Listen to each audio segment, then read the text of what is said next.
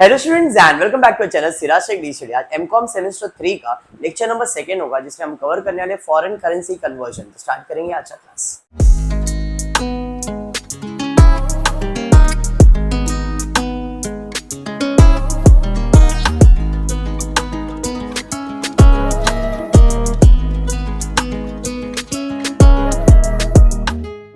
चलिए, जो टॉपिक है फॉरेन करेंसी कन्वर्जन, नाम से पता चल रहा है कि यहाँ पे कन्वर्ट करना है।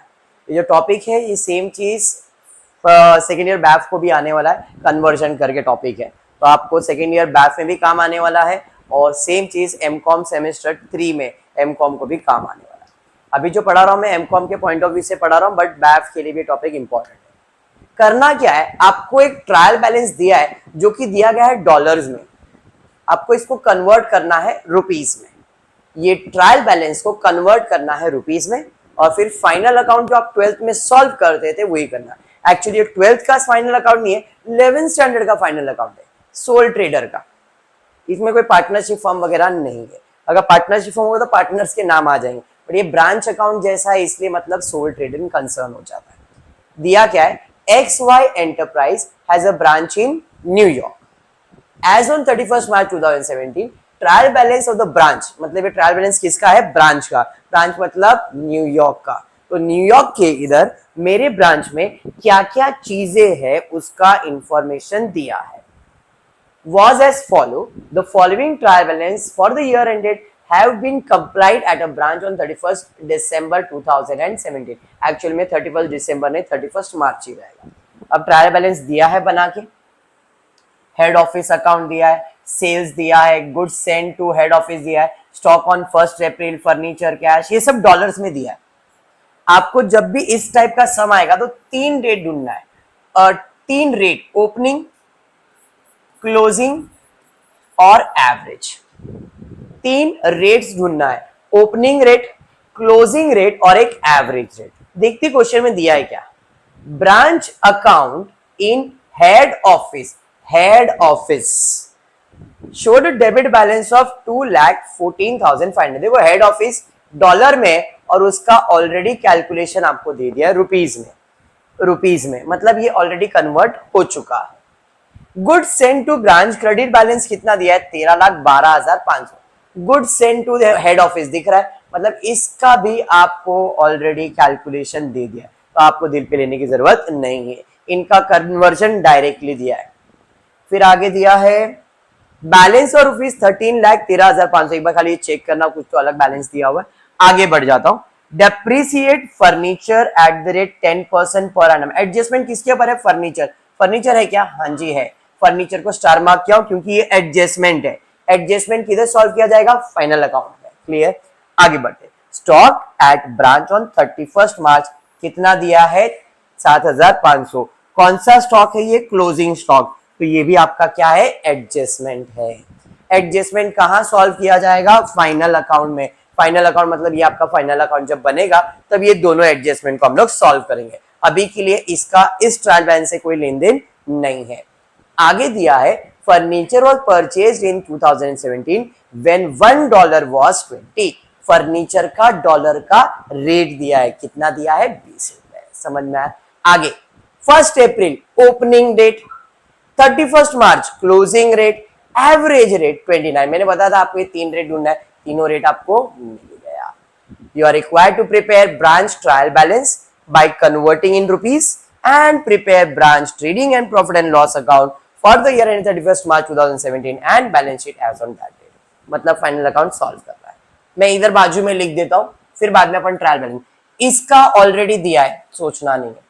सेल्स, कौन से तारीख को सेल्स किया मालूम है, नहीं मालूम है तो कौन सा रेट लिया जाएगा, एवरेज रेट। जब आपको रेट नहीं मालूम है तो कौन सा रेट लिया जाएगा, एवरेज। तो सेल्स के लिए कौन सा रेट लिया जाएगा, एवरेज।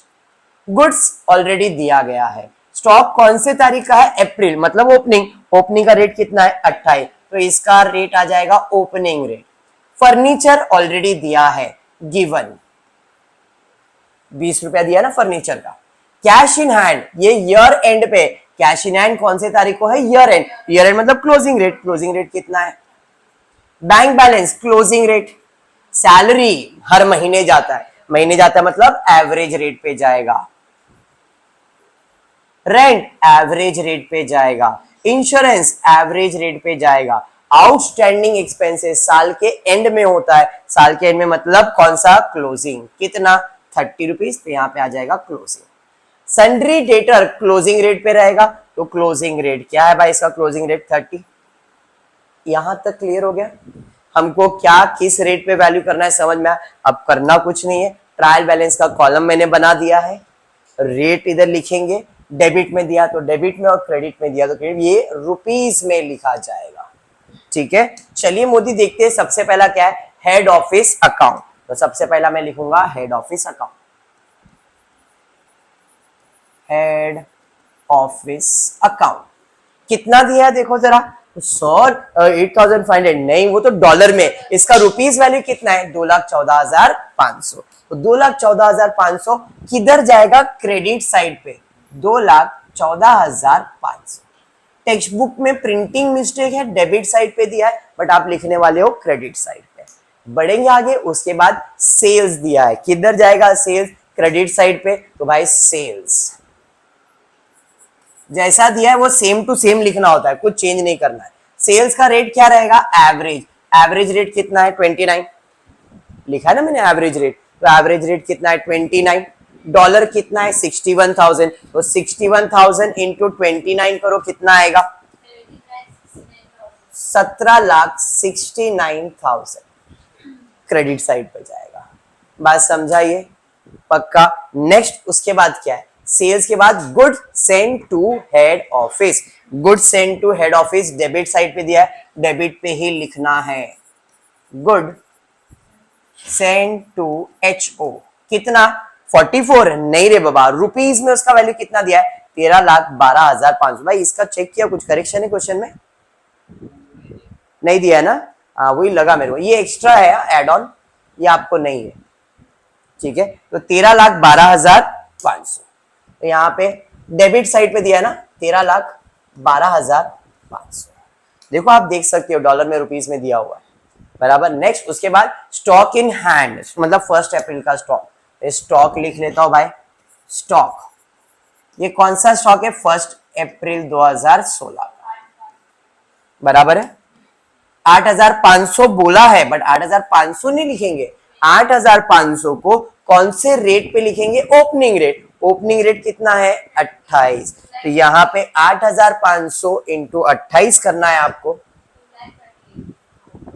2,38,000। डेबिट पे दिया है, डेबिट पे ही लिखोगे, जो डेबिट है वो डेबिट पे, जो क्रेडिट है वो क्रेडिट पे ही जाएगा। Trial balance furniture debit side पे जाएगा। फर्नीचर कितना? $9,000 दिया है, $9,000, और डॉलर का रेट कितना है? 20। आपको चाहिए तो इधर डॉलर लिख सकते हो, आपको लिखना है तो रेफरेंस पर्पस के लिए, नहीं तो कोई जरूरत नहीं है। ठीक है क्या समझा आप लोग? बेटा साइलेंट कर देना खाली, कहां से होता है देख। चलो 9,000 इंटू 20 करोगे कितना? 1,80,000। चलो ठीक है, हो गया। लाला मैं कर देता हूं, तुमसे नहीं होगा। एक मिनट बेटा रुको ना, नहीं नहीं इधर ही बटन है ना बेटा, ये गया screenshot, location, do not disturb क्यों नहीं चालू कर दिया बेटा इसके अंदर? देख छोड़ छोड़, लॉक कर दो इधर, लेक्चर में मैं ध्यान देता। चल ठीक, कोई नहीं कोई नहीं। फर्नीचर के बाद क्या है? कैश इन हैंड कहां जाएगा? डेबिट साइड पे। कितना है? $250 कैश इन हैंड, $250। और ये किस पे वैल्यू होगा? एवरेज, यानी क्लोजिंग रेट पे। और क्लोजिंग रेट क्या है देखो जरा, क्लोजिंग रेट इसका है 30 रुपए। तो भाई $1 का 30, तो 250 इंटू 30 करोगे 7,500। पक्का समझ में आया क्या कर रहा हूं? Next bank balance average closing rate पे आएगा, क्या बात है। बैंक बैलेंस हमेशा याद रखो, जो भी असेट्स होता है वो सब क्लोजिंग पे ही जाता है। जो भी असेट्स होगा वो सब क्लोजिंग है बाय डिफॉल्ट। अभी जैसे फर्नीचर भी असेट था, लेकिन इसको क्लोजिंग भी क्यों नहीं किया, बिकॉज इसका रेट दिया था। कैश आपका असेट है, बैंक बैलेंस आपका असेट है, डेटर्स आपका असेट है, क्लोजिंग पे लेने हैं। बात समझ में आ रहा है। एक्सपेंसेस मोस्टली कौन से रेट पे जाता है, एवरेज, क्योंकि एक्सपेंसेस आप हर महीना करने वाले हो तो उधर एवरेज रेट एप्लीकेबल होता है। और बाकी जो ओपनिंग है, जैसे स्टॉक ओपनिंग है या परचेज कुछ दिया रहेगा, तो आपके ओपनिंग रेट पे जाता है। इसलिए बैंक बैलेंस कौन से रेट पे जाएगा, क्लोजिंग रेट पे जाएगा। और closing rate bank balance 1250, closing rate क्या है 30, तो 1250 इंटू 30 कर दो, कितना आ रहा है 37,500। बात समझ में आ गया। नेक्स्ट उसके बाद क्या है, सैलरीज। सैलरीज कहां जाएगा भाई, एवरेज रेट पे चले जाएगा। सैलरीज कितना है भाई, सैलरीज का अमाउंट चेक कर लो।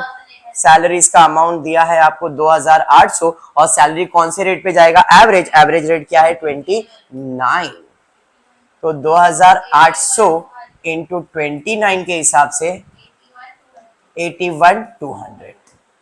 बात समझ में आ गया। नेक्स्ट उसके बाद क्या है, रेंट कितना है 1200। रेंट कौन से रेट पे जाएगा, एवरेज रेट पे जाएगा। यहां पे आ जाता हूं, रेंट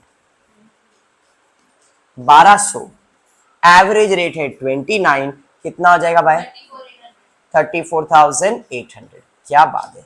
नेक्स्ट उसके बाद क्या है, उसके बाद रेंट के बाद है इंश्योरेंस। कितना है 150 रुपए, $150 है इंश्योरेंस। $150 कौन से रेट पे, एवरेज पे ही जाएगा। एवरेज रेट है 29, 4350। नेक्स्ट उसके बाद क्या है, आउटस्टैंडिंग एक्सपेंसेस। अब ये आउटस्टैंडिंग एक्सपेंस मतलब क्लोजिंग है ना, ये साल के एंड में पता था, इसके लिए इसका एवरेज नहीं, इसको क्लोजिंग पे वैल्यू किया गया। एसेट्स और लायबिलिटीज का चीज आ गया ये यहाँ पे। आउटस्टैंडिंग एक्सपेंसेस कितना था देखो जरा, 800 था, और क्लोजिंग रेट क्या है 30। वेरी गुड, तो 830 के हिसाब से 2400 क्रेडिट साइड पे दिया हुआ है, क्रेडिट साइड पे रहेगा ना ये 24,000। अरे बात समझ में, डेबिट क्रेडिट ध्यान में रखना। नेक्स्ट सन्ड्री डेटर्स कौन से रेट पे जाएगा, क्लोजिंग 3150 है, तो यहाँ पे डेटर्स 3150 था, क्लोजिंग 30 के हिसाब से 94,500, मतलब ट्रायल बैलेंस रुपीज में कन्वर्ट हो गया। आपका पहला काम ये, इसके बाद फाइनल अकाउंट सॉल्व करना है। समझ में आ गया। अब करना है टोटल टैली हो रहा है या नहीं। अगर टैली हुआ तो ठीक, नहीं हुआ तो डिफरेंस आएगा, और डिफरेंस को हम लोग एक्सचेंज डिफरेंस कहते हैं। एक्सचेंज डिफरेंस कौन से साइड का टोटल ज्यादा लग रहा है जरा चेक कर लेना। एक जन डेबिट का टोटल कर लो, एक जन क्रेडिट का। डेबिट कर रहे हो, एक जन, अच्छा वेरी गुड। डेबिट का टोटल और क्रेडिट का टोटल करो। डेबिट का टोटल कितना आया 199,035, 19,90,350 आया है। और ये बाजू कितना आ रहा है 200,7500, 20,07,500। कौन सा ज्यादा हुआ, क्रेडिट ज्यादा हुआ, तो भाई क्रेडिट साइड का टोटल ज्यादा है, तो उसी का टोटल लिख लेंगे 20,07,500 लिख दिया। 20,07,500 लिख दिया। सबर सबर, उसमें से ये माइनस, मतलब 19,90,350 माइनस करोगे तो यहाँ पे आएगा आपको 17,150। समझा आपको, पक्का। अब करना कुछ नहीं है, इन सब चीजों का आपको ट्रायल बैलेंस मालूम पड़ गया है। फाइनल अकाउंट सॉल्व करना, फाइनल अकाउंट में दो एडजस्टमेंट सॉल्व होगा। कौन सा, एक है डेप्रिसिएशन और एक है क्लोजिंग स्टॉक। अब क्लोजिंग स्टॉक डॉलर में दिया है, इसको रुपीज में कन्वर्ट कर लेते। 31 मार्च मतलब क्लोजिंग, तो 7,500 इंटू 30, 2,25,000। मतलब फाइनल अकाउंट में कितने एडजस्टमेंट है, दो। किसके ऊपर है, फर्नीचर पे और स्टॉक। स्टॉक के लिए कभी किसी को माफ करते हैं क्या, नहीं। चलिए फिर स्टार्ट करेंगे पोस्टिंग करने के लिए। हेड ऑफिस अकाउंट कहां जाएगा, लायबिलिटीज। हेड ऑफिस कहां जाएगा, लायबिलिटी। सेल्स कहां जाएगा, trading account. Goods send to head office, आप हेड ऑफिस से माइनस कर सकते हो या तो फिर ट्रेडिंग अकाउंट में दिखा सकते हो। पिछले लेक्चर में मैंने आपको बताया था क्योंकि हेड ऑफिस का अमाउंट ज्यादा था और ये अमाउंट कम था, तब उसमें से माइनस कर सकते हो। इस केस में हेड ऑफिस का कितना है 2,14,000 और गुड सेंड कितना हुआ 13 लाख, तो नेगेटिव बैलेंस आएगा ना, इसलिए इसको हम कहां ट्रांसफर कर रहे हैं, ट्रेडिंग अकाउंट में। क्लियर, पक्का। नेक्स्ट, स्टॉक ऑन 1 अप्रैल है, बराबर। स्टॉक ऑन 1 अप्रैल कहां जाएगा, ट्रेडिंग अकाउंट। फर्नीचर कहां जाएगा, असेट में। कैश कहां जाएगा, असेट में। Bank balance asset. Salary profit and loss में जाएगा, प्रॉफिट एंड लॉस में। Rent expenses profit and loss. Insurance profit and loss. Outstanding expenses liabilities, debtors asset. ये सब आपने बचपन में किया है, आपका बचपन मतलब 11-12, बराबर है। क्लियर। एक्सचेंज डिफरेंस कौन से साइड पे दिया, डेबिट, कहां जाएगा, प्रॉफिट एंड लॉस। डन है यहां तक, मार्किंग समझ गया है। चलिए पोस्टिंग करते हैं। पहला है हेड ऑफिस, कहां जाएगा, लाइबिलिटी साइड पे। भाई लाइबिलिटी साइड, हाँ भाई, ये इधर पर्टिकुलर्स नहीं आएगा, यहाँ पे क्या आएगा, लाइबिलिटीज, और यहाँ पे क्या आ जाएगा, असेट्स। आई होप इतना तो पता है। ये प्रॉफिट एंड लॉस, ये ट्रेडिंग अकाउंट, बराबर है। चलिए सबसे पहला था head office account. Head office account कितना दिया है, 2,14,000, कितना है, 500, 2,14,500 पोस्टिंग कर रहा हो, और जिसके ऊपर एडजस्टमेंट को स्टार मार्क किया हुआ है। चलिए नेक्स्ट, उसके बाद क्या है भाई, सेल्स कहां जाएगा, ट्रेडिंग अकाउंट में। क्रेडिट साइड पे जाएगा, बाय सेल्स, याद है ना ये सब। कितना है, 17,69,000, बराबर ना, 17,69,000। उसके बाद क्या है, गुड सेंड टू ब्रांच। अगर ये अमाउंट 1 लाख होता तो हम इसमें से माइनस कर सकते थे। अब ये 2 लाख है, ये 13 लाख, ये ज्यादा है, इसलिए हम कहां डाल रहे हैं, ट्रेडिंग अकाउंट में। तो ट्रेडिंग अकाउंट में डेबिट साइड पे आ जाएगा, to good send to HO, head office. कितना है, 13,12,500, शायद 13,12,500। उसके बाद क्या है, स्टॉक, कौन सा स्टॉक है ये, ओपनिंग स्टॉक, कहां जाएगा, ट्रेडिंग अकाउंट में। तो टू ओपनिंग स्टॉक, याद करो ऐसा कुछ फॉर्मेट मैंने पढ़ाया है। ओपनिंग स्टॉक कितना है, 2,38,000। To opening stock by closing stock, कुछ परचेज बाय सेल्स, ये सब चीज किया है, तो मैं इतना हार्ड एंड फास्ट नहीं ले रहा हूं इसको। आगे फर्नीचर कहां जाएगा, असेट, और इसके ऊपर एडजस्टमेंट भी है, डेप्रिसिएशन, इसलिए इसको हम इनर कॉलम में लिखेंगे, 1,80,000 फर्नीचर, 1,80,000 इनर कॉलम में लिख रहा हूं क्योंकि एडजस्टमेंट है। फर्नीचर के बाद क्या है, कैश इन हैंड, कितना दिया है, 7,500। तो भाई कैश आपका असेट है, एक लाइन छोड़ देता हूं, फिर लिख लेता हूं कैश इन हैंड 7,500। नेक्स्ट, उसके बाद क्या है, बैंक बैलेंस कहां जाएगा, असेट साइड पे।